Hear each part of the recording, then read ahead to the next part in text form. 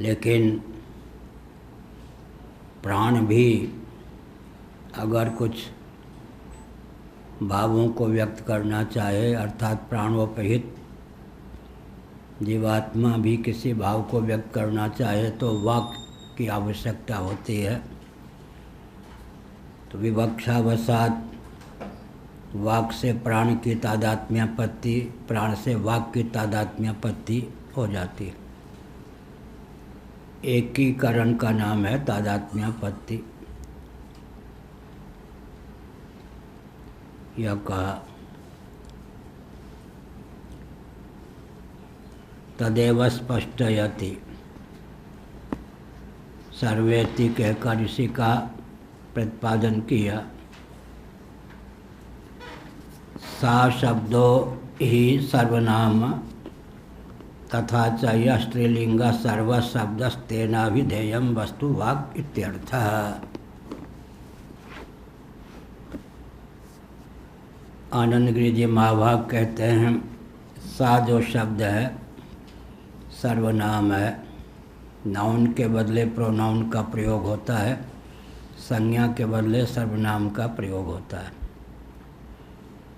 सा शब्दो ही सर्वनामा, यह स्पष्ट है ही से प्रसिद्ध तथ्य है कि सा जो शब्द है वो सर्वनाम है। तथा स्त्रीलिंग भी है। यह स्त्रीलिंग सर्वशब्द तेन अविधेयम वस्तु वाक् इति। स्त्रीलिंग परक जितने शब्द हैं उनका नाम हो गया अभिधान, उनका जो वाच्य होता है उसी का नाम हो जाता अभिधेय।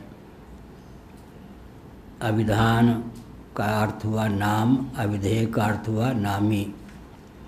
अभिधान कहते हैं वाचक को, अभिधेय कहते हैं वाच्य को। अभिधान का अर्थ है नाम, वाचक, शब्द, पद, ये सब पर्यायवाचक।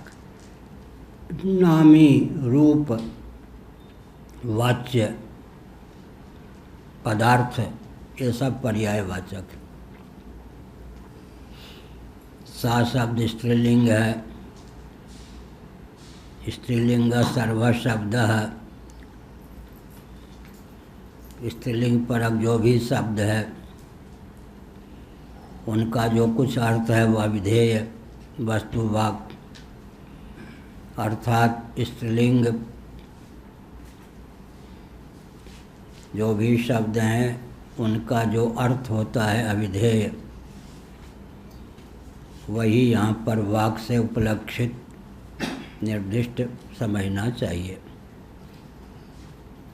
स्त्रीलिंगवाचक शब्द का जो भी अर्थ होगा या जितने अर्थ होंगे सब सा के अंतर्गत होंगे, सा के द्वारा प्रतिपाद्य होंगे। सा अभिधान है, सा का जो अर्थ है वही अभिधेय हो जाता है। सा धन अमः सामः, विच्छेद करने पर अमः प्राणः इत्युक्तम उपपादयति। भाष्यकार भगवान ने कहा कि अम प्राण है, अमः प्राणः। सा वाक है, स्त्रीलिंग वाचक अमः प्राण है। वाक और प्राण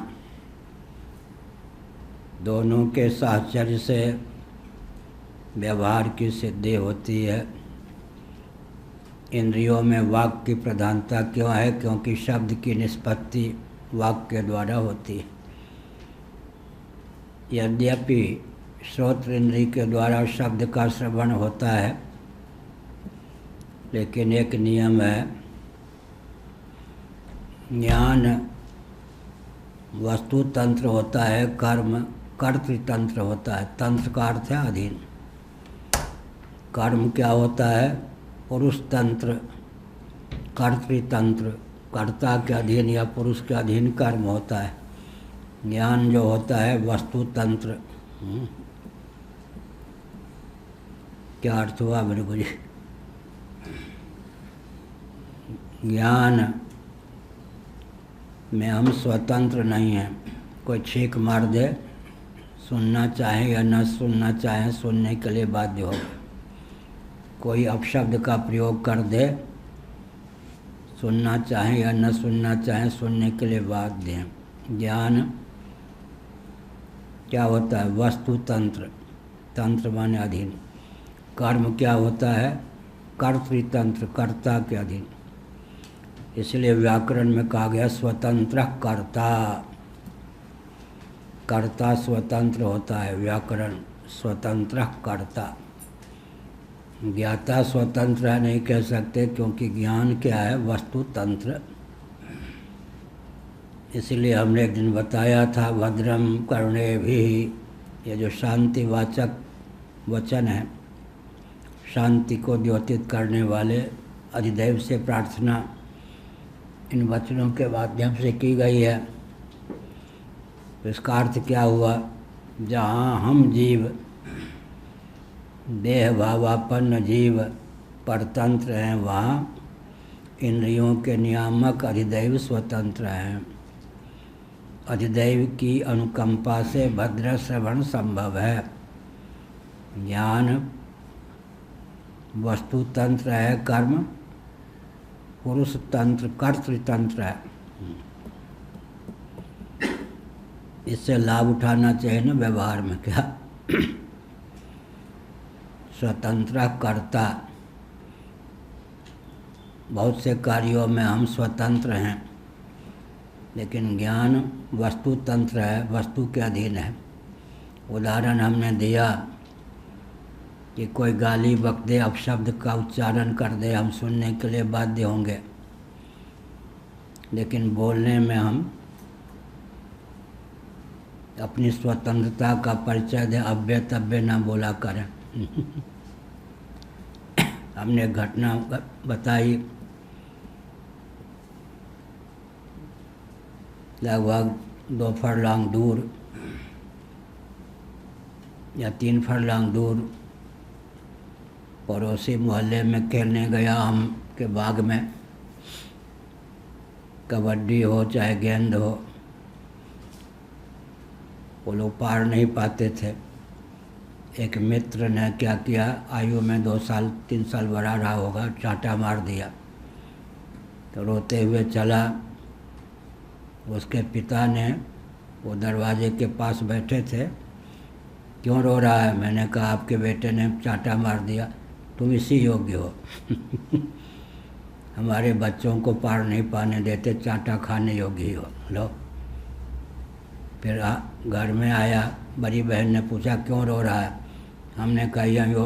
उन्होंने कहा मैं भी एक चांटा मार दूंगी। तो मैंने सोचा आज चांटे खाने का ही दिन है। फिर बड़ी बहन ने लाड प्यार से समझाया कि तुम ये कहना चाहते ना कि ये गालियाँ दी।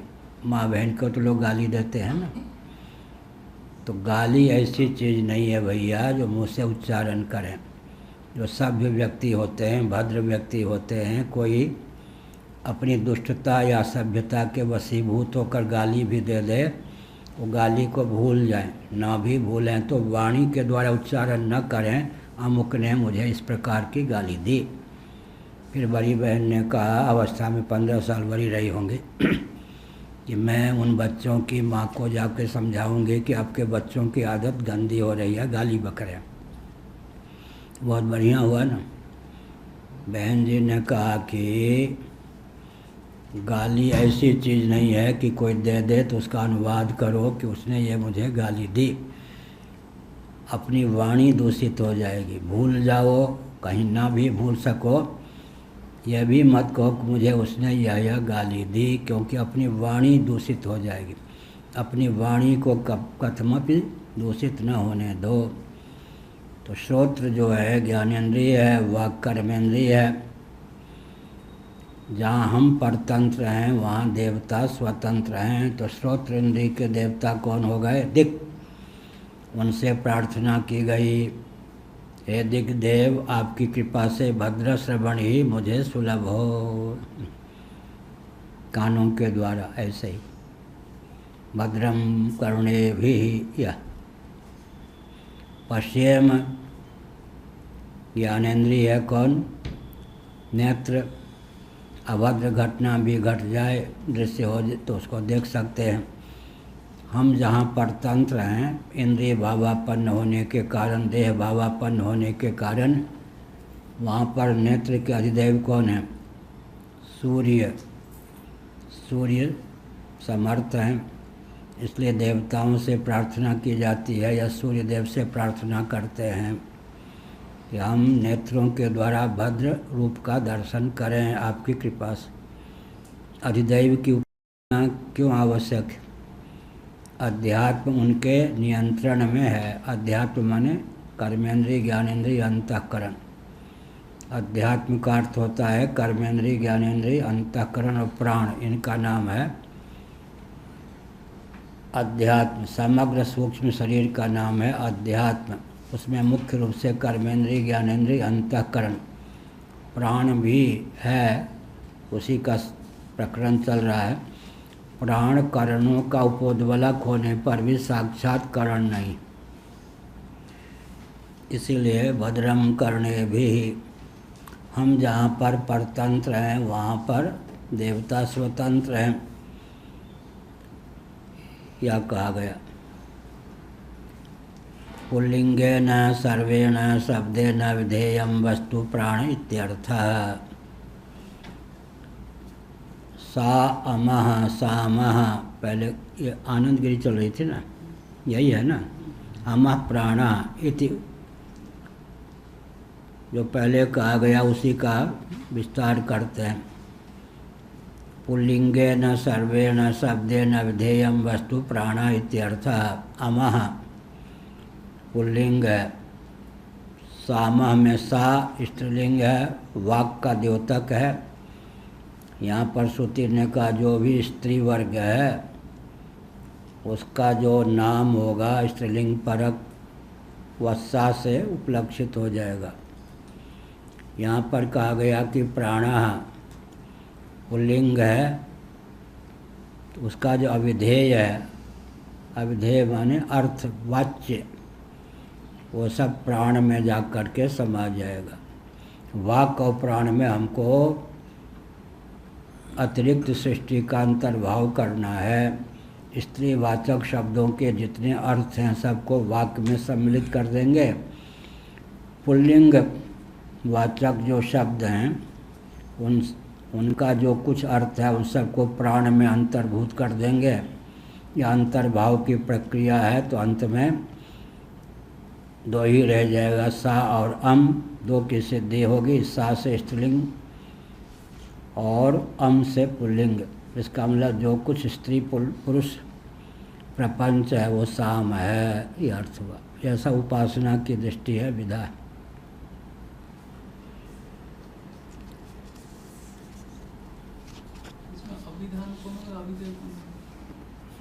घट में अभिधान कौन होगा, अविधेय क्या कौन होगा, पहले बताइए।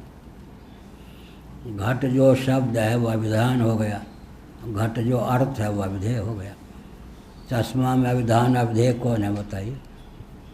चश्मा जो शब्द है वह अभिधान है, चश्मा जो अर्थ है वह अविधेय है। ठीक, अभिधान माने नाम, वाचक नाम, अभिधान। अर्थ नामी, अविधेय वाच्य। पदार्थ, पद हो गया शब्द, पदार्थ, ये सब पर्यायवाचक हो गए। कौन कौन? वाच्य, अविधेय, फिर नामी, फिर नाम रूपात्मक जगत है तो पदार्थ रूप, ये सब। और नाम, वाचक, अभिधान, शब्द, पद, ये सब पर्यायवाचक हो गए। कहाँ से बोल रहे? पुरुष और स्त्री में अभिधान और अविधेय। किसमें? पुरुष और स्त्रीवाची शब्दों में। सा स्त्रीलिंग वाचक शब्द है या नहीं? उससे सब स्त्री वर्ग का ग्रहण हो गया। सा के अर्थ में स्त्रीवाचक शब्द है ना, सा कहने पर स्त्री वर्ग का ग्रहण हो गया। अमः कहने पर पुरुष वर्ग का ग्रहण हो गया।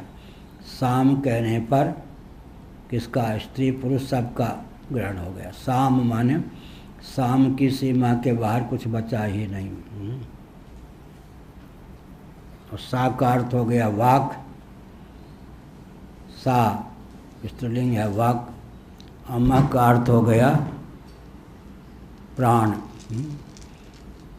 वाक और प्राण, वाक और प्राण में पूरा प्रपंच आ गया। जो भी स्त्रीलिंग वाचक शब्द का अर्थ है सब सा में समा गया।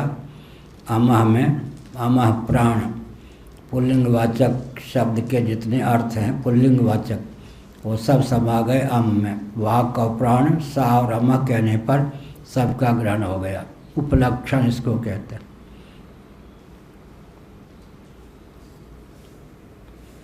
इस सब से क्या लाभ होगा? आर्किमेडिज ने कहा था कि मुझे पृथ्वी का केंद्र मिल जाए, पृथ्वी को यूँ उठा लो, कहा था ना आर्किमेडिज। तो इस प्रकार की विद्या को आत्मसात करने के कारण गुरु गोविंद ग्रंथ की कृपा से पूरी सृष्टि का केंद्र हम लोगों को मालूम।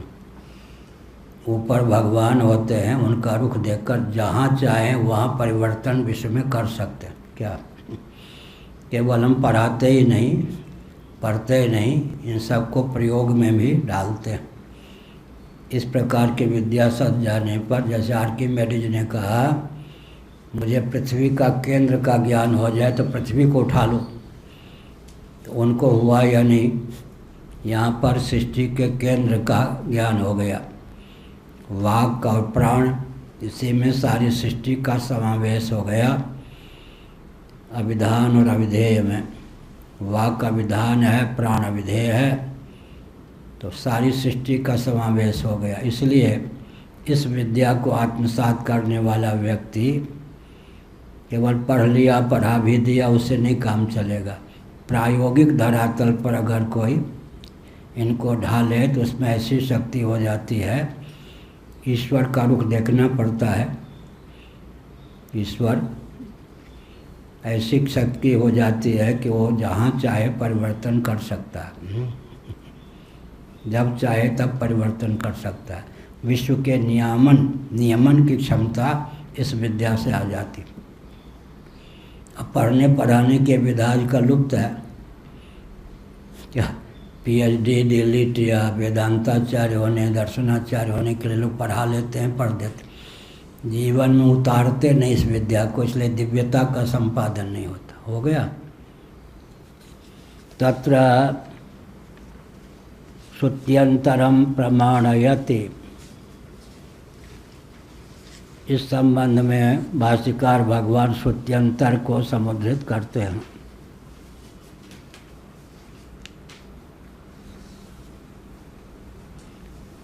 प्रमाणयति माने स्पष्टयति।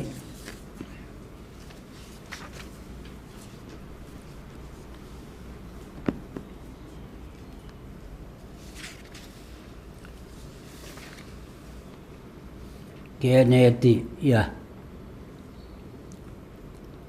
आचार्यस्य शिष्यं प्रत्येतद्वा वाक्यम। आचार्य शिष्य के प्रति इस प्रकार के वाक्य को कहा। वाचाय, भगवान शंकराचार्य ने केन में पौष्णानि नामान्याप्नोसीति प्राणेन इति ब्रूयात् केन में स्त्री नामान नीति वाचा इति श्रुत्यंतरात्। वाचा यह श्रुति, इसको उद्धृत किया। यह कहा प्राण और वाक का प्रयोग किया गया श्रुत्यंतर में। जो भी पुल्लिंग वाचक शब्द और उसका अर्थ सब अमः में समा गया। जो कुछ स्त्रीलिंग वाचक शब्द और अर्थ वो सब सा में समा गया। साम कहने पर पूरी सृष्टि व्यक्ति की मुट्ठी में हो गई, दृष्टि में हो गई, अगर प्रायोगिक धरातल पर विद्या को ढाले तो।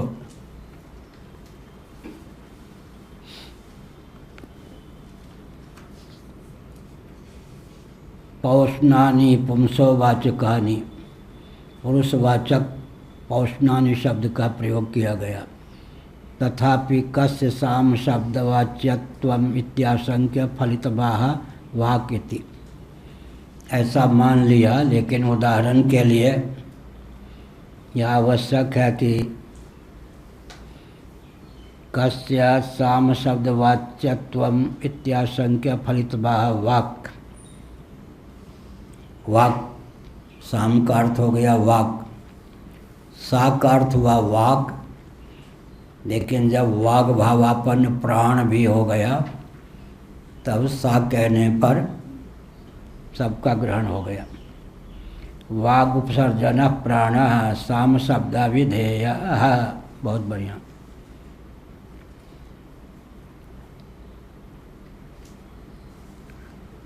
ननु वाक् प्राणयो सामत्वे कथम साम्यत्येक वचनमर्थभेदात् इत्याशंक्यः तयोर्गुण प्रधान भाव एवं एक वचन करने कारणम इत्यभिप्राय येन आह वागिति टिप्पणी। समाहार की दृष्टि से वाक् उपसर्जन प्राण साम शब्दाभिधेय। जब वाक् से एकीभूत हो जाए तो प्राण का अंतर्भाव भी वाक् में हो गया। इस प्रकार से साम शब्द का विधेय हो गया। विधेय माने वाच्य, अर्थ, पदार्थ, एक वचन निर्देशात इत्यर्थ। तादात्म्यापत्ति को लेकर, एकत्व संपादन को लेकर एक वचन का प्रयोग है। दो व्यक्तियों में एक अगर एक के साथ घुल मिल जाए तो एक ही गिना जाएगा। दो वस्तुओं में एक वस्तु अगर दूसरी वस्तु के साथ घुल मिल जाए तो विभाजक रेखा मानो विलुप्त हो जाने के कारण एक वचन का ही प्रयोग होगा। एक के निर्देश से ही दोनों का ग्रहण हो जाएगा, यह अभिप्राय। ननु गीतिषु सामाख्या इति न्यायात्। 12वीं जैमिनी 2:136 जैमिनी दर्शन पूर्व मीमांसा। गीतिषु सामाख्या, गीति में सामाख्या गान के प्रधान, सामवेद में गाम। प्रकरण के बल पर यह अर्थ यहाँ पर ग्राह्य नहीं है, प्रकरण कुछ और है, ये कह रहे पूर्व पक्ष। मित अमित स्वर और सम्मिलित हमने कहा था। मित सीमित, पद पाद मात्रा को लेकर, वर्ष पोएम कविता पद्य श्लोक ये जिसको कहते हैं। अमित यजुः गद्य भाग जो वेदों का है वो यजुर्वेद है, पद्य भाग है और ऋग्वेद है। गान प्रधान जितना भाग है वो सामवेद है। सम्मिलित का नाम अथर्व है। अथर्व में ऋक् यजु साम 3 जाति के ही मंत्र होते हैं, इसलिए साम जो है सम्मिलित, अथर्व सम्मिलित है, यह अर्थ हुआ।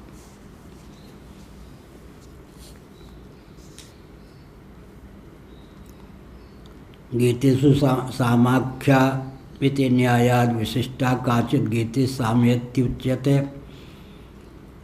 कोई जो गीति विशिष्ट गीति उसका नाम साम कहा गया है, यह अभिप्राय है।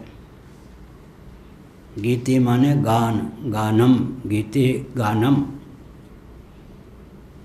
तत्कुतो वाक् उपसर्जनम, उपसर्जनस्य प्राणस्य सामत्वम अतः। तो यहाँ पर वाक् उपसर्जन प्राण का द्योतक कैसे हो जाएगा? सामत्व। गाना प्रधान सामवेद होता है तो यहाँ पर अलग से धारा कैसे कहते हैं? प्रकरण के बल पर। यहाँ प्रकरण में विच्छेद कर देंगे सा और अमः, सामः। सा का अर्थ हो जाएगा वाक, अमः का अर्थ हो जाएगा प्राण।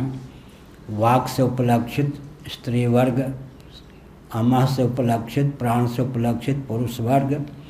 साम कहने पर सबका समत्व, एकीकरण हो जाएगा। साम कह दिया तो मतलब सब कुछ उसमें आ गया, समाहित हो गया। हाँ कौन? अच्छा, जो नपुंसकलिंग के तादात्म्य कैसे करेंगे इसके साथ? हाँ नपुंसकलिंग नपुंसक लिंग छूट गया, इसके श्रुति का ध्यान नहीं गया होगा। ठीक है,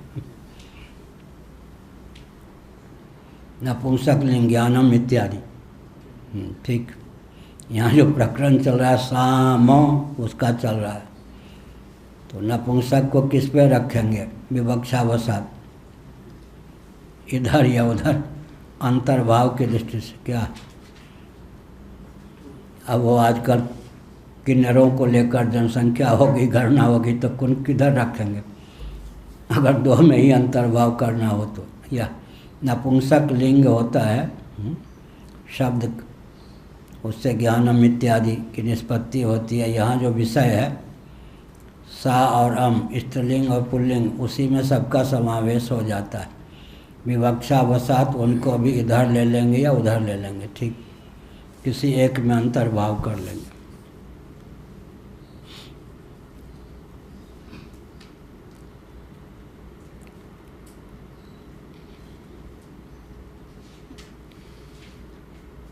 ननु गीतिषु सामाख्या इति न्यायाद विशिष्टा काचित् गीति साम्यत्युच्यते तत्कुतो वाक् उपसर्जनस्य प्राणस्य सामत्वं मतः। प्राणस्य सामत्वे सति इति यावत्, प्राण का सामत्व सिद्ध हो गया। कैसे सिद्ध हो गया? सातो वाक् का द्योतक है, अमः प्राण का द्योतक है, तो प्राण में ही सबका समावेश कैसे हो गया? विवक्षावसात, कहीं सा में अमः का विनियोग कर दिया, कहीं अमः में सा का विनियोग कर दिया। प्राण भावापन्न जो वाक्य है वो प्राण से ही निगदित है। प्राण भावापन्न जो वाक्य है वो प्राण में ही सन्निहित है। इस प्रकार से ये संस्कृत में हमेशा इति यावत रहता है, इसका हाँ, इति इति यावत,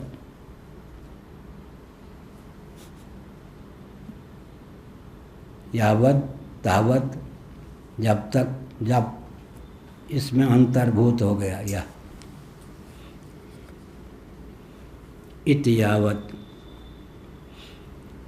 प्राणस्य सामत्वे सति इति यावत। प्राण जो है वो साम तो नहीं है सीधे, अम ही है प्राण। प्राण अम है, अम प्राण है, लेकिन प्राण में जब वाक का सा का अंतर्भाव हो जाता है, प्राण भावापन्न जब वाक हो जाती है, तो प्राण के कथन से उसका भी कथन हो जाता है। यह अभिप्राय। प्राधान्य न व्यपदेश, यह न्याय है। इन सब से व्यवहार में क्या दक्षता आती है? दक्षता ये आती है कि घर में सा की प्रधानता होनी चाहिए, बाहर अम की प्रधानता होनी चाहिए, तब घर चलेगा या नहीं? गृह मंत्रालय किसके पास होने चाहिए? कोई गृहस्थ जाने, आप क्या जानो? गृह मंत्रालय, गृहिणी किसको कहते? गृह मंत्रालय है या नहीं? आजकल गृह मंत्री होना किसी को पसंद नहीं, सब प्रधानमंत्री ही हैं। गृहिणी, गृह मंत्रालय किसके पास होना चाहिए? मातृशक्ति के पास। और ये जो है बाहर विदेश मंत्री हो गए। बाहर की जिम्मेवारी इनके पास होनी चाहिए।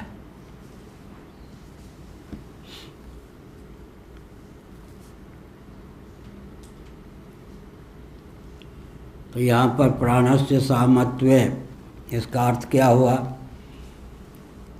प्राण तो केवल अमः है, पुल्लिंगवाचक है, इस साम क्यों कह दिया? तो यहाँ वाक का अंतर्भाव प्राण में हो गया। अंतर्भाव की दृष्टि से प्राण की प्रधानता हो जाने पर, साम कहने पर केवल प्राण का भी ग्रहण हो जाता है, यह अभिप्राय। इससे व्यवहार में क्या दक्षता होनी चाहिए? जहाँ जब जिसको आगे करना चाहिए वहाँ तब उसको आगे करे। युधिष्ठिर जी बड़े भाई थे, लेकिन युद्ध में वो अर्जुन और भीम को आगे करते थे, अपने पीछे रहते थे। नियामक वही थे, लेकिन सब जगह हम बड़े हैं तो आगे बढ़ जाएंगे, काम नहीं बनेगा। किस मोर्चे पर कहाँ। जब वनवासी ऋषि मुनियों को निमंत्रण दिया जाता था पांडवों के यहाँ, तो रसोई घर किनके ऊपर? भीमसेन के ऊपर। बढ़िया बढ़िया जो भरपेट भोजन पर्याप्त कर सके वो, नहीं तो फिर हाथ कांपे। एक पालीवाल के यहाँ आगरा में ठहरे, वो सब कंजूस थे, बड़े विकट लोग। अब हम 2 दिनों के भूखे कहाँ से दक्षिण भारत से पैदल चल के आ जाए, ये बहुत कम पाते हैं। घर का मुखिया के 1 रोटी मिली, आज ज़्यादा मत देना, हमें मालूम है ना, बहुत कम पाते।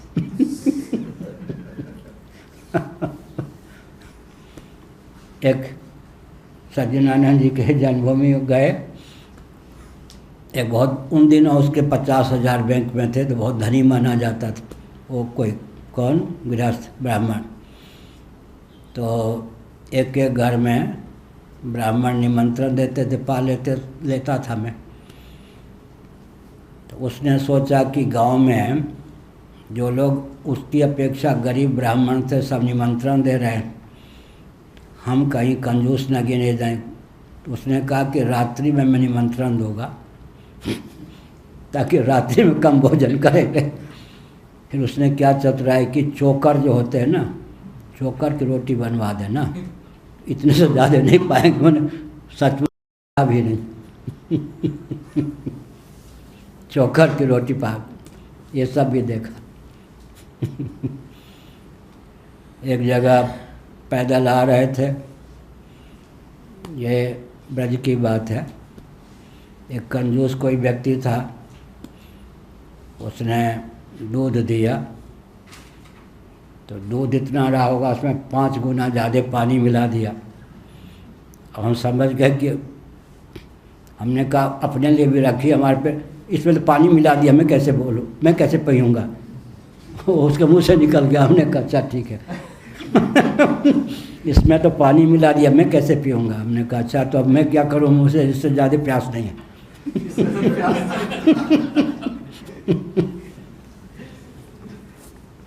इसीलिए सामा क्या, कहीं पर किसको आगे करना चाहिए। युद्ध की बात होती थी तो युधिष्ठिर जी पीछे रहते थे, कहीं पर भीमसेन को आगे कर देते थे। युद्ध में क्या, भीमसेन आगे, उनके नियामक अर्जुन, पहले धृष्टद्युम्न सेना नायक बनाया, धृष्टद्युम्न के नियामक भीमसेन, भीमसेन के नियामक अर्जुन, ऐसा अपने पीछे रहे। राजा वही थे, नियुक्त वही उन्होंने किया। धृष्टद्युम्न, उनके नियामक कौन? भीमसेन, भीमसेन के नियामक अर्जुन। अब भीमसेन कहते मैं बड़ा भाई हूँ, अर्जुन का नियामक बनूंगा, ये नहीं भाई। जिस विषय का जो विशेषज्ञ है, मोर्चे पर 1, 2, 3 स्थान बनाना पड़ता। सब जगह हम आगे ही रहेंगे, घर नहीं चलेगा ना, राष्ट्र चलेगा। सब जगह मोदी जी आगे रहेंगे तो क्या होगा, नवीन पटनायक ही सब जगह आगे रहेंगे तो क्या होगा, प्रांत चलेगा क्या। इसलिए व्यवहार भी क्या, कहाँ किसको किस में मिला दें। साम कहने पर यह हुआ, प्राण का ग्रहण हुआ। यद्यपि सा वाक है, अमः प्राण है, स्त्रीलिंग पुल्लिंग वाचक दोनों शब्द मिलकर के साम शब्द की निष्पत्ति हुई है, लेकिन यहाँ पर प्राण में वाक का अंतर्भाव कर दिया गया। तो साम शब्द के जो 2 अर्थ थे वो प्राण में जाकर ही समाहित हो गए, 2 मिलकर के 1 हो गए। क्या इतना खोल के क्यों पढ़ाता हूँ, इसलिए कि व्यवहार में दिव्यता आवे। क्या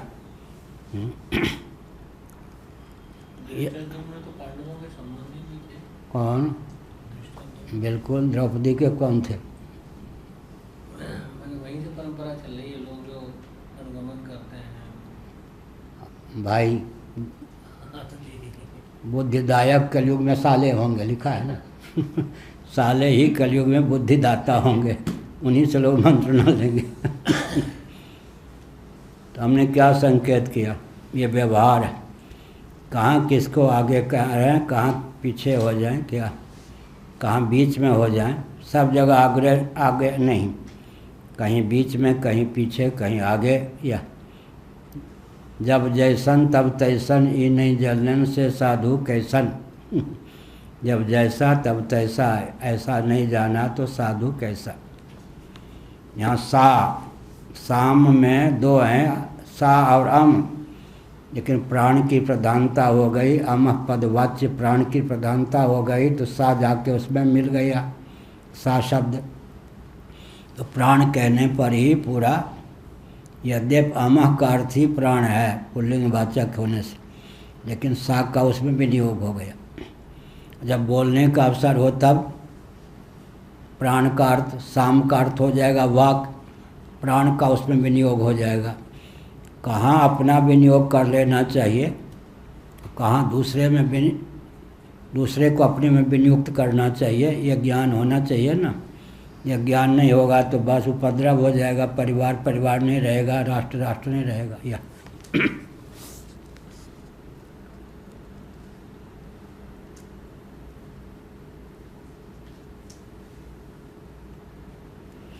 प्रगीते मंत्रवाक्ये साम शब्दस्य वृद्धेः इष्टत्वात् अस्ति प्राणादि व्यतिरेकेण सामेत्याशंक्याः स्वरेति। मूल में कहा भाष्य की दृष्टि से, प्राणस्य सामत्वे सतीति अप्रगीते मंत्रवाक्ये। प्रगीत जो गान परक मंत्र वाक्य का नाम साम शब्द हो जाता है, साम गान प्रधान है, वहाँ उस प्रकार का प्रकरण है। यहाँ किस प्रकार का यह दिखा रहे? प्राणादि व्यतिरेकेण सामेत्याशंक्या, प्राणादि से व्यतिरिक्त भी तो साम है, स्वरेति उस पर कहा कि है, लेकिन यहाँ पर प्रकरण क्या है इसका ध्यान रखना चाहिए। स्वरादि समुदाय मात्रम गीति साम शब्देन अभिधीयते अतो न प्राणवाग व्यतिरेकेण साम नामास्ति किंचित स्वर वर्ण आदेश्च प्राण निर्वर्त्यत्वात् प्राणतंत्रत्वाच्च। त्वाच्च जो लिखा है चौच संयुक्त कर देना चाहिए, कल हो गया होगा। आदि पदे न पद वाक्य आदि ग्रह, आदि पद से पद वाक्य, यह सब शब्द फिर पद फिर वाक्य, कोई शब्द भी पद गिना जाता है, तो शब्द पद वाक्य यह क्रम होता है। वाग उपसर्जने प्राणे मुख्य साम शब्द तत्संबंधादि तरत्र गौणो मंचादि शब्दवत् इत्यर्थ। वाक उपसर्जने प्राणे मुख्य साम शब्द, वाक उपसर्जन है सहयोगी, प्राण की मुख्यता हो गई, मुख्यता के आधार पर साम शब्द का अर्थ प्राण ही हो गया। विवक्षावसात कहीं साम शब्द का अर्थ क्या होगा? वाक, वाक की प्रधानता से। विवक्षावसात कहीं साम शब्द का अर्थ होगा प्राण, विवक्षावसात कहीं साम शब्द का अर्थ होगा वाक और प्राण, विवक्षावसात कहीं साम शब्द का अर्थ होगा स्त्रीवाचक शब्द, पुरुषवाचक शब्द, उनका अर्थ। इस प्रकार से विवक्षावसात कई रूप हो जाएंगे। क्या हुआ? कहीं वाक, कहीं प्राण, कहीं वाक और प्राण दोनों, ऐसा। कहीं स्त्रीलिंग, कहीं पुल्लिंग, कहीं दोनों के अर्थ। जब जैसन तब तैसन, जब जैसा हो अवसर उस ढंग से साम शब्द का प्रयोग करना चाहिए। कहीं केवल वाक, कहीं केवल प्राण, कहीं वाक और प्राण, कहीं वाक से उपलक्षित समस्त स्त्री समुदाय, प्राण से उपलक्षित समस्त पुरुष समुदाय, तो अर्थात सर्वात्म भाव की सिद्धि हो गई। इसलिए किस अस्त्र का कब कैसा प्रयोग करना चाहिए, एक ही अस्त्र का भी, तो प्राण भी साम शब्द भी किस किस प्रकार से प्रयुक्त होना चाहिए इसकी विधा यहाँ पर प्रस्तुत की गई।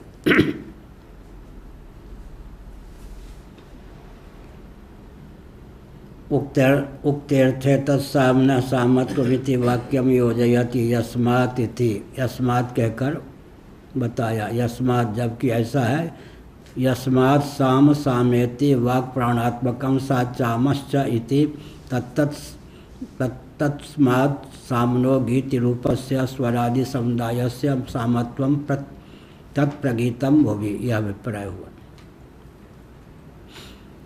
इदं सामेदं साम इदं साम इति व्यवह्रियते तद्वाक् प्राणात्मकमेव उच्यते।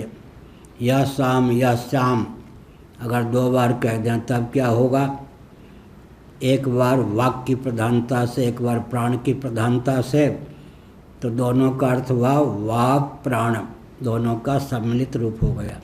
यह शाम तो सा में अम का विनियोग हो गया तो वाक परक, और यह शाम सा का अम में विनियोग हो गया। तो इस प्रकार से कहीं वाक में प्राण का विनियोग, कहीं प्राण में वाक का विनियोग, कहीं प्राण ही वाक ही, कहीं प्राण पुल्लिंग का द्योतक, कहीं सा स्त्रीलिंग का द्योतक। प्रकरण के अनुसार इस प्रकार अर्थ करना चाहिए। इदं सामा इति यद व्यवह्रियते, इस प्रकार का जो व्यवहार होता है, तद वाक् प्राणात्मक में वोच्यते। यहाँ पर फिर वाक् और प्राणात्मक ही इस प्रकार का प्रयोग होता है।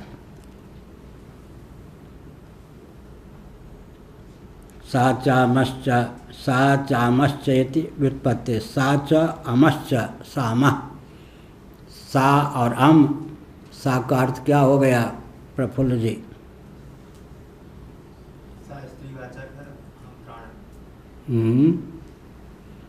साचाम,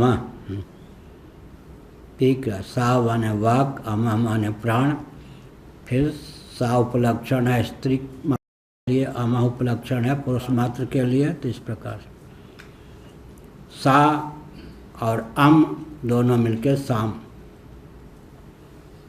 यस्माद् एव तस्मात् प्रसिद्धस्य साम्नो यत् सामत्वं तद मुख्य साम निर्वर्त्यत्वाद् गौणमेव सदधेत्री व्यवहारे प्रसिद्धमिति योजना। यह हुआ एक गौण प्रयोग होता है, एक मुख्य प्रयोग। गौण माने गुण के आधार पर जो प्रयोग होता है उसका नाम है गौण। मुख्य और गौण, लोग कहते हैं ये मुख्य है, ये गौण है। ये मुख्य व्यक्ति है, ये गौण है। लेकिन गौण का अर्थ होता है गुण की दृष्टि से गौण, गुण प्रधान। यह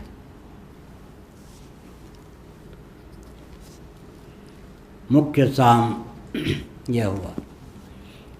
साम एक वेद विशेष है, लेकिन जब व्युत्पत्ति करेंगे तो कितने अर्थ हो गए? साम माने सदृश, सम ही हो गया साम, सदृश, सबके प्रति एक भाव रखने वाला हो गया समदर्शी साम। एक अर्थ ये हो गया सम सदृश। पुण्यात्मा हो तो पापात्मा हो तो समबुद्धिर विशिष्यते, वो साम नीति को जानता। समबुद्धिर विशिष्यते एक हो गया सा की प्रधानता से, वाक की प्रधानता से, एक आमा प्राण की प्रधानता से, एक स्त्रीलिंग की प्रधानता से, एक पुल्लिंग की प्रधानता से, और सर्व की प्रधानता से। जो कुछ स्त्रीवाचक पुरुषवाचक शब्द उनके अर्थ को मिला देंगे तो सबका ग्रहण साम में हो गया। साम का अर्थ सर्वात्म भाव हो गया। क्या साम का अर्थ सर्वात्म भाव, यही साम नीति है क्या? अब साम नीति का अर्थ के जी जिसको ये प्रकरण नहीं मालूम है क्या अर्थ करेगा?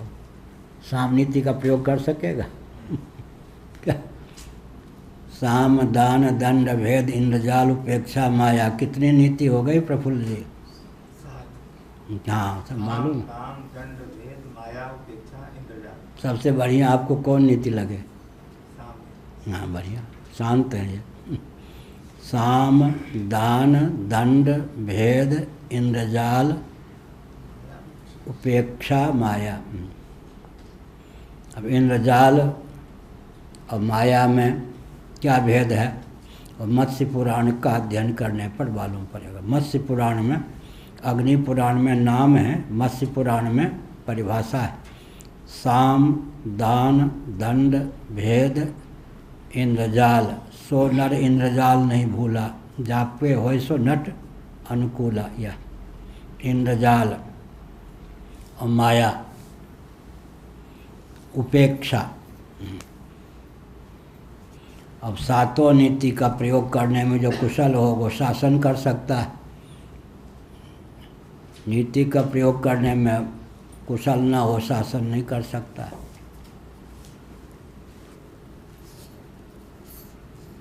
साम दान दंड भेद इंद्रजाल उपेक्षा माया, कौन सी नीति सबसे बढ़िया है?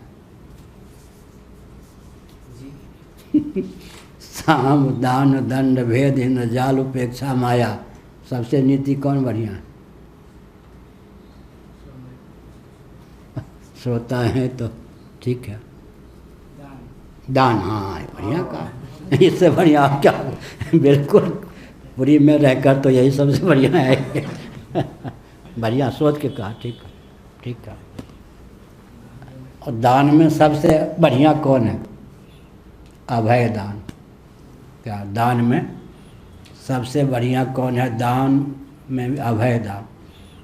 किसी को अभय दान दे दिया। संन्यास कब होता है?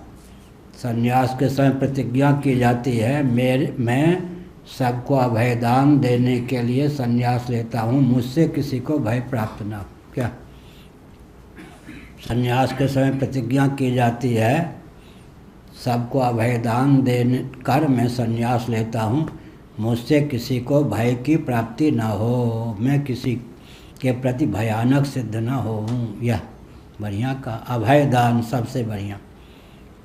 अभय दान।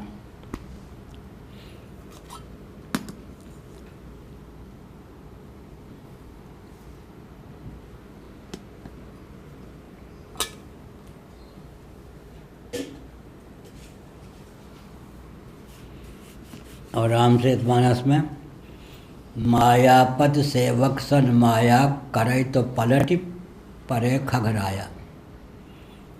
साम दान दंड भेद इंद्रजाल उपेक्षा माया है ना। भगवान के सेवक के प्रति कोई कूटनीति का माया जाल का उपयोग करता है तो भगवान कुपित हो जाते हैं उस पर, उल्टा उसी को वो क्या करते हैं, माया के चपेट में ला करके बर्बाद कर देते हैं, नष्ट कर देते हैं। मायापत सेवक सो माया करे तो पलट परे खगराया, वो उसी को जाकर फिर लग जाती।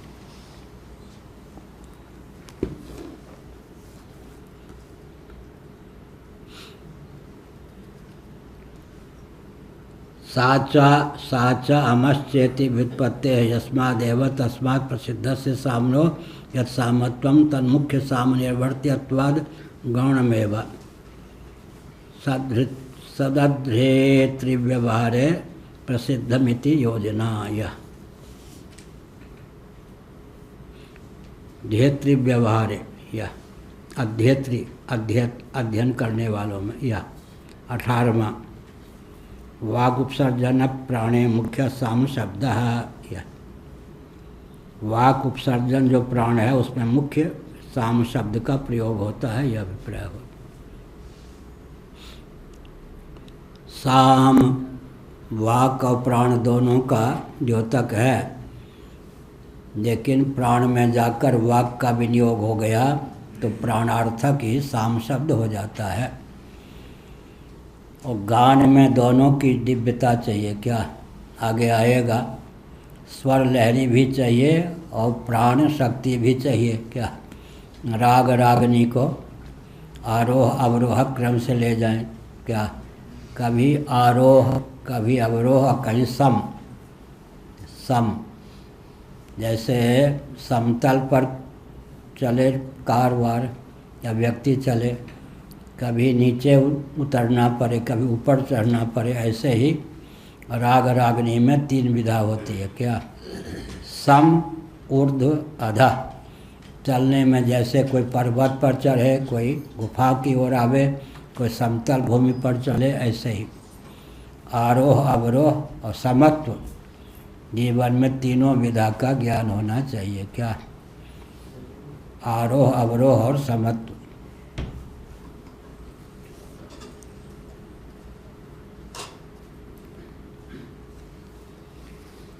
प्रकारांतरेण प्राणस्य सामत्वम उपासनार्थम उपन्यस्यति। प्रकारांतर से प्राण के सामत्व को उपसंहार की विधा से यहाँ प्रस्तुत करते हैं। उपासनार्थम, उपासना की दृष्टि से। एक ही साम शब्द है, लेकिन कई ढंग से उसकी व्युत्पत्ति की गई। सा की प्रधानता से, अमः की प्रधानता से, वाक की प्रधानता से, प्राण की प्रधानता से, फिर दोनों को अलग अलग करके फिर एक में प्रधानता हो ही गए। और यहाँ प्रकारांतर से यदित्यादिना यद उ एव समस्तुल्य सर्वेण वक्ष्यमाणेन प्रकारेण तस्माद्वा सामेत्यनेन संबंध। साम, सम को ही साम कह देना चाहिए। सबके प्रति समत्व बुद्धि, सम। यत उ एव समः तुल्य सर्वेण वक्ष्यमाणेन प्रकारेण, वक्ष्यमाण प्रकार के द्वारा जो सबके प्रति समत्व बुद्धि संपन्न है, समभावापन्न है, वह विप्या। प्राण इति शेषः, ये जो प्राण है वो क्या है? सम है या विषम? कर्मेंद्रिय के साथ भी है, ज्ञानेंद्रिय के साथ भी है, इसलिए अंतःकरण के साथ भी है, इसलिए प्राण में समत्व है। वैषम्य नहीं है। वैषम्य नहीं है का अर्थ क्या हुआ? प्राण पक्षधर नहीं होता है, पक्षपात रहित होता है प्राण, यह उसकी विशेषता है। गहे न पाप पुण्य गुण दोष, प्राण के विलक्षण हुए या नहीं? पाप पुण्य गुण दोष। चटोरी जीव होती है या चटोरा प्राण होता है? जीव ना। ठीक। क्या अर्थ हुआ?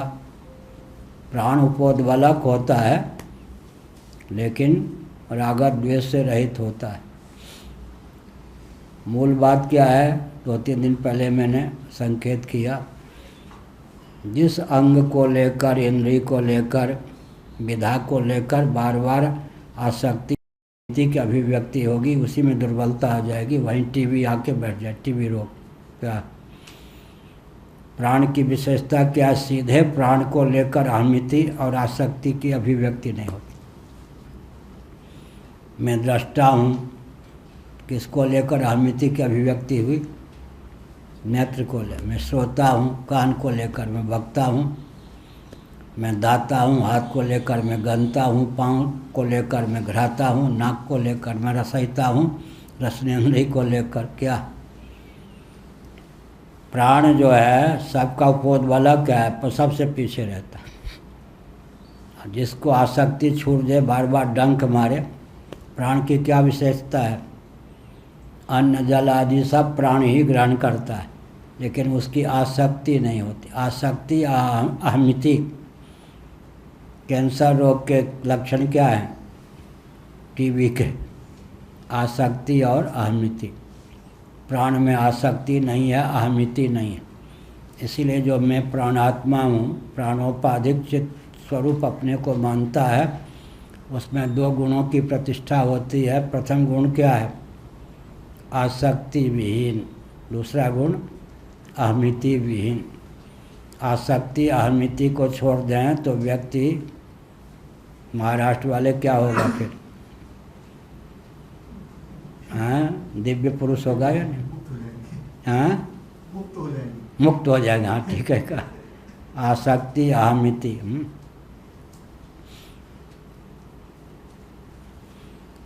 क्या लिखा जीव धर्म तुलसीदास जी ने? हर्ष विषाद ज्ञान अज्ञाना जीव धर्म अहमिति अभिमाना। हर्ष विषाद, एक रस हर्ष जिसके जीवन में न हो, कभी हर्ष कभी विषाद। एक रस ज्ञान जिसके जीवन में न हो, कभी ज्ञान कभी अज्ञान। मत्त स्मृति ज्ञानम पोहनंच, गीता 15 में।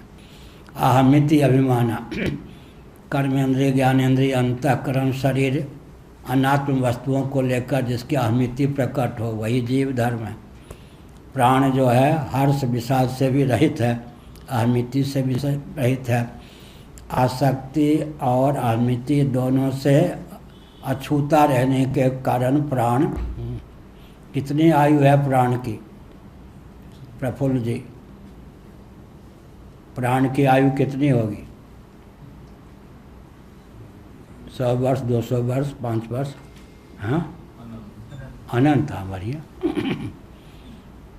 पूर्व जन्म होगा तो प्राण के बिना नहीं, पुनर्जन्म होगा तो प्राण के बिना नहीं, लोक लोकांतरों में गमन होगा तो प्राण के बिना नहीं। क्या प्राणांत हो गया का फिर अर्थ क्या हुआ? प्राणांत शरीर का होता है या प्राण का होता है? लेकिन कहा क्या जाता है? प्राण का अंत या शरीर का अंत? प्राण विहीन शरीर के का नाम है प्राणांत या प्राण ही का अंत हो गया। उन अमुक के शरीर से प्राण अंतर्हित हो गया, तिरोहित हो गया, यही नाम। लेकिन लोक लोकांतरों में भी गमन होगा तो 31 नील 10 खरब 40 अरब वर्ष प्राण की आयु है। महाप्रलय में तो भगवत तत्व से एकीभूत होकर प्राण रहता है, नष्ट नहीं होता बीज रूप से। लेकिन व्यवहार दशा में 31 नील 10 खरब 40 अरब वर्ष प्राण की आयु। किसके बल पर? अहमिति और अनासक्ति, आसक्ति और अहमिति न होने के कारण, अनासक्ति और अनअहमिति के बल पर। इसीलिए इस पाठ का क्या सार निकला? आसक्ति और अहंकृति से बचना चाहिए। तो विद्या भी, जब कोई व्यक्ति सोचता है कि मैं विद्वान हो गया तो विद्या प्राप्ति का मार्ग अवरुद्ध हो गया या नहीं? जब कोई व्यक्ति सोचता है कि मैं धनी हो गया तो धन की प्राप्ति का मार्ग अवरुद्ध हो गया। इसलिए अहमिति के गर्भ में जो दिव्य गुण आ जाते हैं वो व्यक्ति को आसुरी संपत्ति संपन्न कर देते हैं। असुर होना हो तो भगवान शंकराचार्य जी ने गीता के 16वें अध्याय के भाष्य में इस तथ्य को उद्भाषित किया कि दिव्य गुण को लेकर भी अगर अहंकार हो गया तो असुर हो जाएंगे। मेरे समान कोई क्या है? विद्वान है क्या?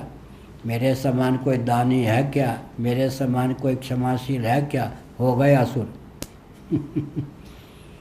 दिव्य गुण का भी अगर अभिमान हो गया तो असुर हो गए। इसलिए बहुत कठिन काम है।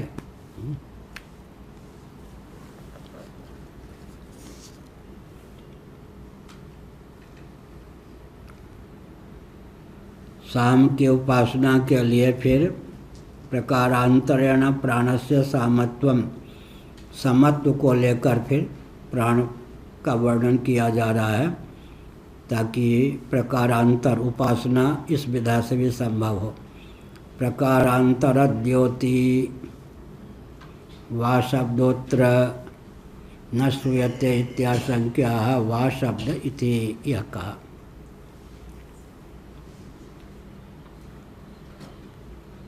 वा शब्द साम शब्द लाभ निमित्त प्रकारांतर निर्देश सामर्थ्य लभ्य, यह हुआ। प्राण से साम शब्द लाभ है। प्राण जो है साम शब्द का अर्थ हो जाता है। यद्यपि वाक भी है लेकिन प्राण से एकीभूत जब वाक हो जाए तब साम कहने पर केवल प्राण का भी बोध हो जाता है।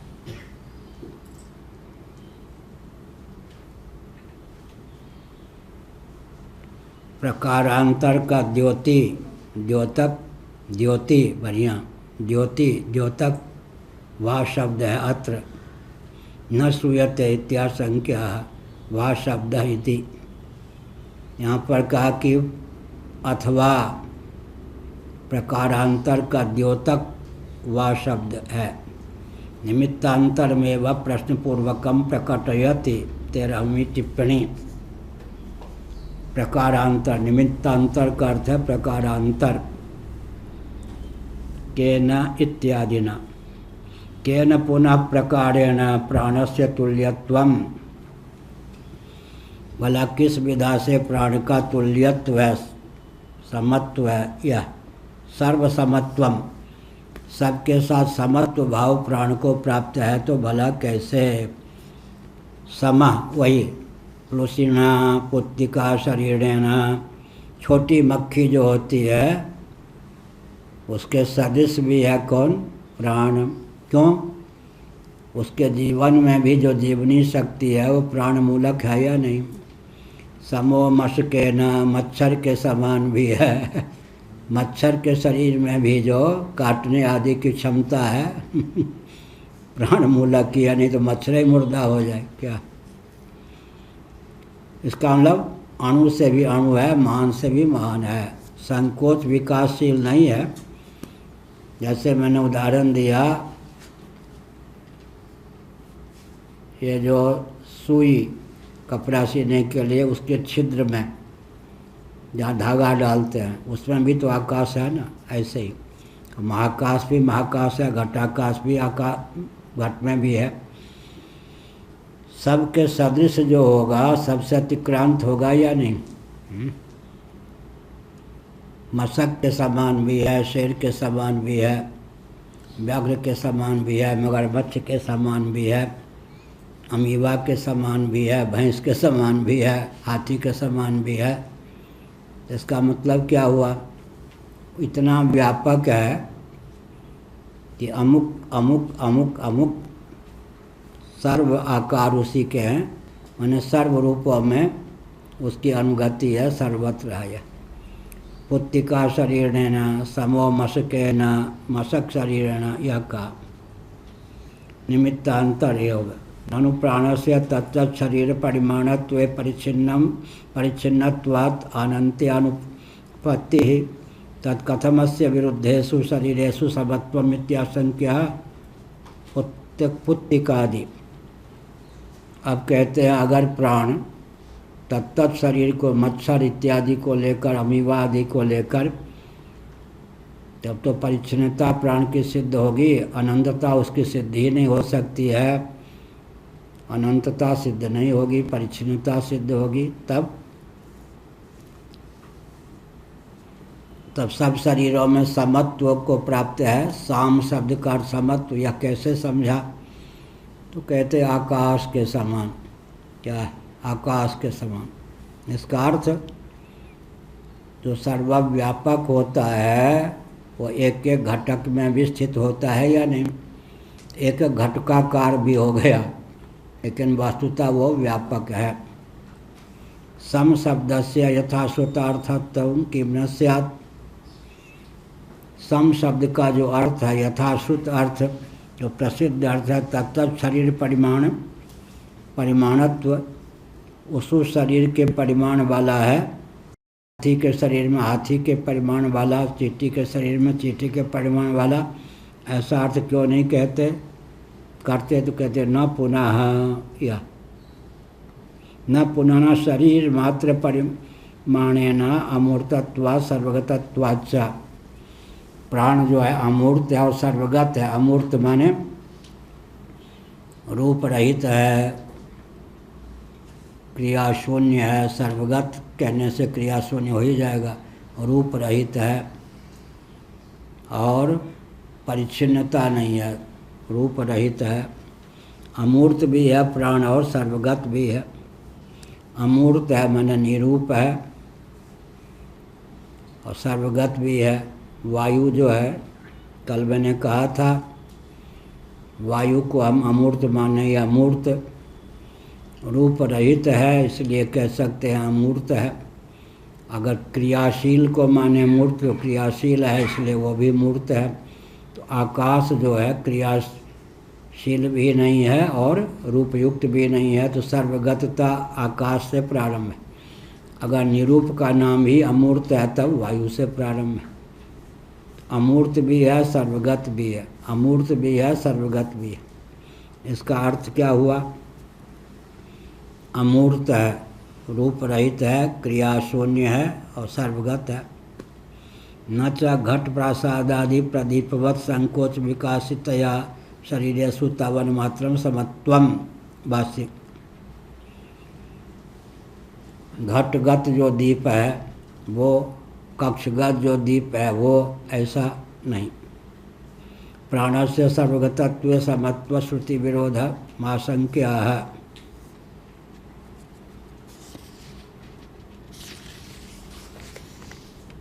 सर्वगत, यह सर्वगत से सर्वगत है।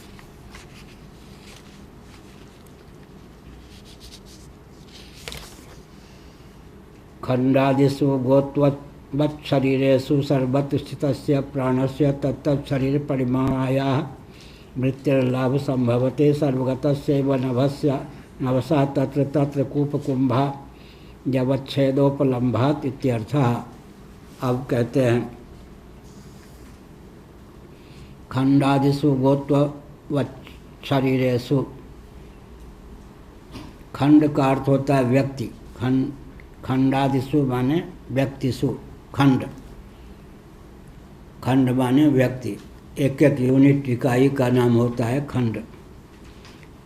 गोत्ववत् शरीरेषु, एक एक गाय का पिंड, एक एक गाय, सब गायों में रहने वाला गोत्र हुआ जाति को लेकर। व्यक्ति का नाम खंड और जाति का नाम क्या है? जाति, व्यक्ति और जाति।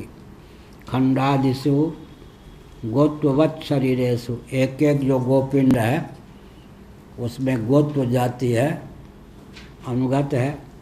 सर्वत्र स्थितस्य, अमुक गोपुंड भी में भी गोत्व है, अमुक में भी, अमुक में भी, अमुक में भी। सर्वस्य प्राणस्य तत्त शरीर परिमाणाया मृत्युर्लाभ संभवति। जो प्राण है एक एक शरीर को लेकर उसकी स्थिति प्राप्त है। स्वरूपस्य वृत्ते, वृत्ति माने स्वरूप।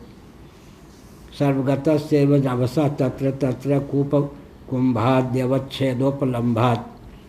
यह जो प्राण है आकाश के समान, जैसे कि कूप, कुंभ आदि, वहाँ भी नभसा है, आकाश की विद्यमानता है।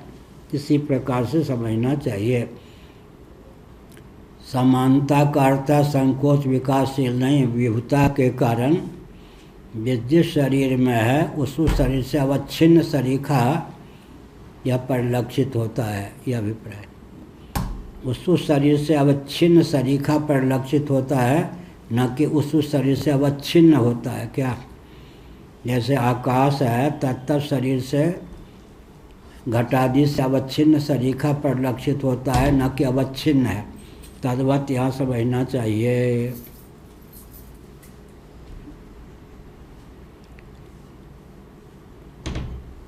फलश्रुतिमवतार्य व्याकरोति।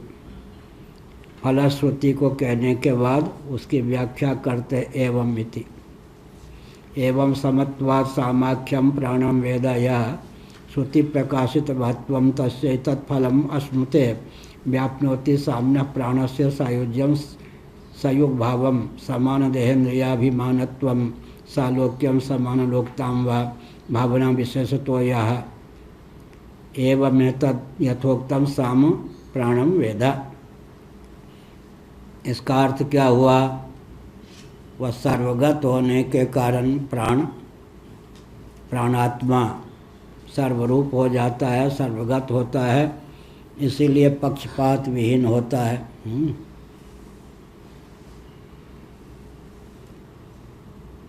साम प्राण को जो इस प्रकार जानता है का अर्थ क्या हुआ? आंग्रह पूर्वक जो स्वयं को प्राणात्मा समझ लेता है। पहले उपासना में आसक्ति, फिर उसके पर्यवसान अहमिति में प्राणोपासना, जब परिपुष्ट हो जाती है, मैं प्राणात्मा हूँ, तो प्राण का जो प्रभाव है, स्वभाव है, उस व्यक्ति में प्रकट हो जाता है। चलता हुआ एक व्यक्ति दिखने पर भी वो समष्टि होता है। महाभारत में लिखा, राजा शास्त्र सम्मत राजा देखने में एक होगा, लेकिन वो क्या होगा? अष्ट वसुओं के तेज, एकादश रुद्रों के, आदित्यों के तेज से संपन्न होगा। ऐसे ही वो व्यक्ति जो इस प्रकार उपासना करेगा, चलता फिरता खाता पीता दिखाई पड़ेगा, लेकिन उसको सामान्य समझ लें ये नहीं, 1 अरब सैनिकों का भी बल उसके सामने तिरोहित हो जाएगा।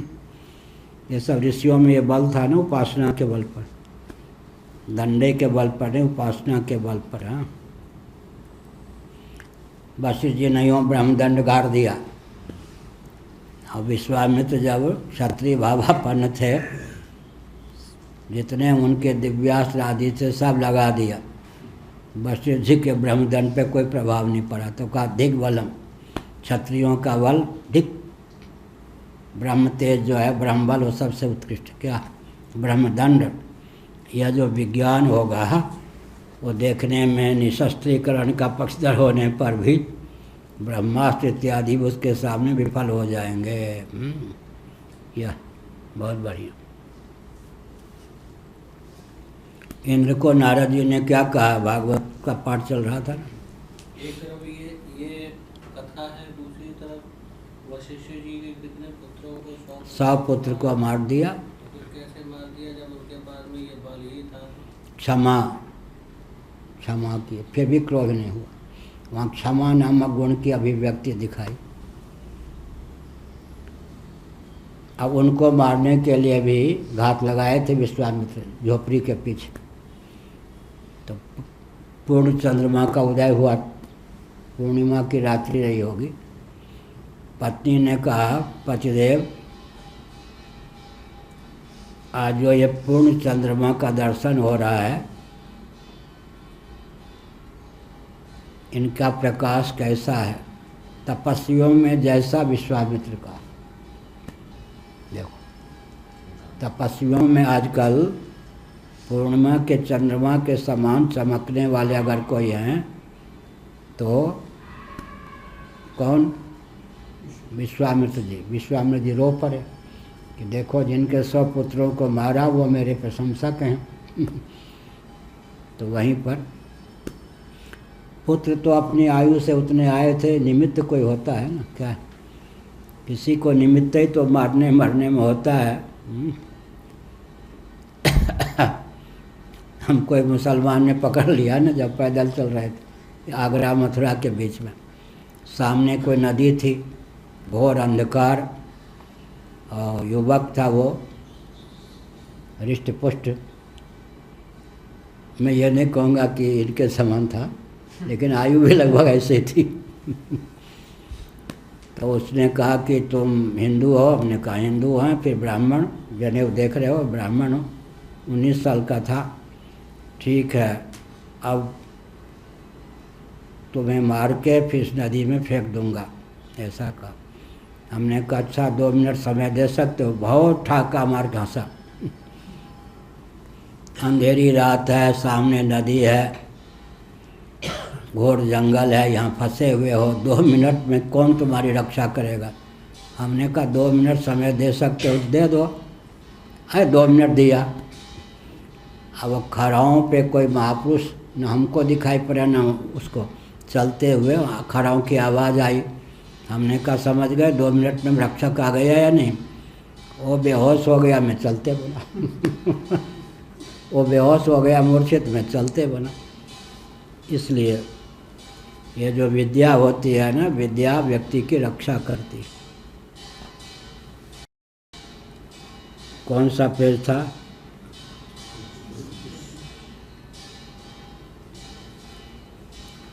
लो, सब भूल गए पढ़ने वाले, पढ़ाना। हाँ, आनंदगिरी।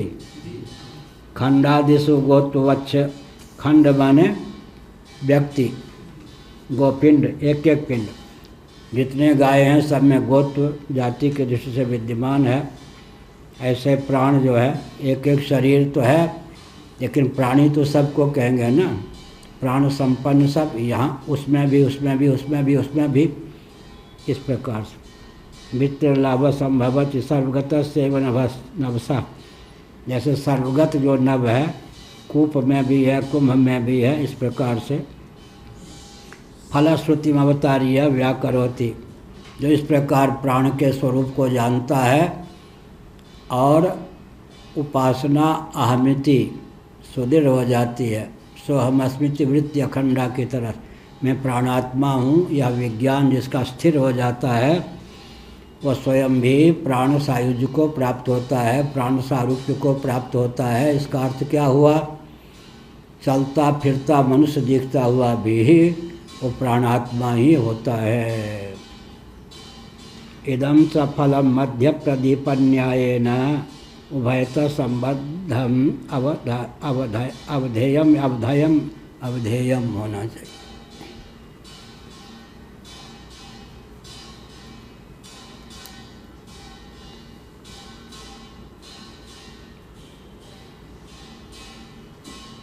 यह जो फल है मध्य प्रदीप न्यायेन, दहली दीप या दीप दहली न्याय से दोनों ओर उद्भाषित करने वाला है।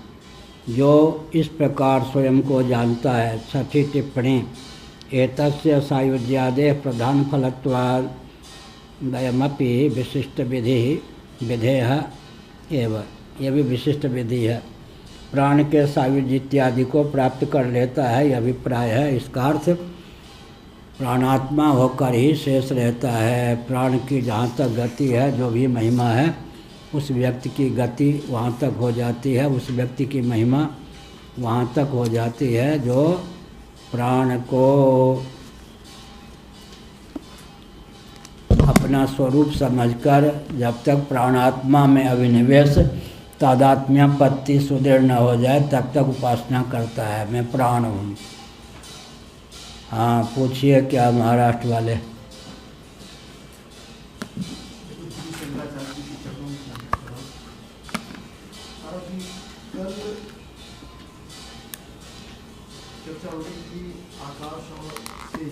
आत्मा से आकाश के उत्पन्न होने को लेकर। हाँ, आत्मा से आकाश की हाँ, उत्पत्ति ठीक। महाराज, ऐसे में काल और दिक का क्या संबंध बनता है? बैठिए।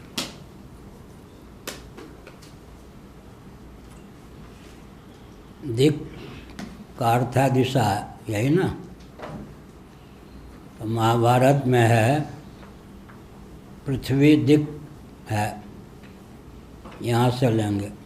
दिक माने दिशा, पृथ्वी दिक। फिर आगे क्या होगा? जल दिक दिशा है। समुद्र समुद्र दिखाई पड़े, वहाँ पर दिशा का अंकन जल को लेकर होगा या नहीं? और सूर्यमंडल में दिक, सूर्यमंडल को लेकर। वायु भी दिक। एक जो वस्तु है उसी को लेकर विवक्षावसात दिक और काल शब्द का भी प्रयोग होता है। जैसे पृथ्वी के जितने कार्य हैं वो पृथ्वी में रहते या नहीं, और पृथ्वी में ही उत्पन्न होते हैं, पृथ्वी के द्वारा निगल लिए जाते हैं। पृथ्वी उनके लिए काल भी है या नहीं? पृथ्वी उनके लिए दिक है या नहीं? विवक्षावसात वस्तु को ये दिक कह देते हैं, काल कह देते हैं। और पृथ्वी के लिए दिक और काल कौन है? जल। और जल के लिए दिक और काल कौन है?